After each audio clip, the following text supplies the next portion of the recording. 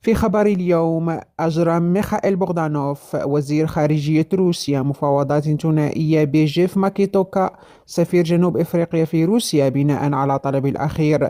وتمحورت مباحثات الجانبين وفق بلاغ لوزارة الخارجية الروسية حول تطوير الشراكة الاستراتيجية الروسية الجنوب إفريقية، خاصة ما يرتبط منها بتوسيع التعاون التجاري والاقتصادي والإنساني بين البلدين. وشدد الطرفان بحسب المصدر ذاته على الأهمية التي تولاها كل من روسيا وجنوب إفريقيا لتعميق الحوار السياسي. وتطرق أيضا الطرفان لقمة روسيا إفريقيا التي تقرر عقدها في يوليوز المقبل في سان بطرسبرغ الروسية. وفي هذا السياق أفاد بلاغ الخارجية الروسية بأن بوغدانوف وماكيتوكا تناولا الجوانب التنظيمية والموضوعية للتحضير للقمة الروسية الإفريقية الثانية في سان بطرسبرغ في يوليوز من السنة الجارية.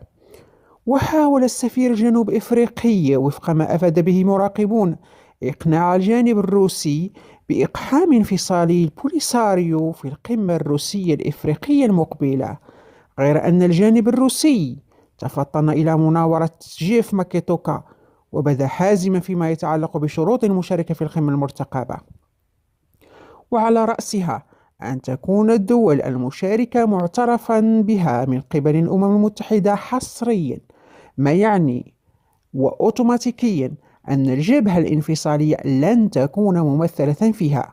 هكذا إذن أفشلت فطنة الروس بحسب المراقبين المناورة الجنوب إفريقية ومن خلفها حليفتها الجزائر في محاولة لإقحام مرتزقة بوليساريو في القمة.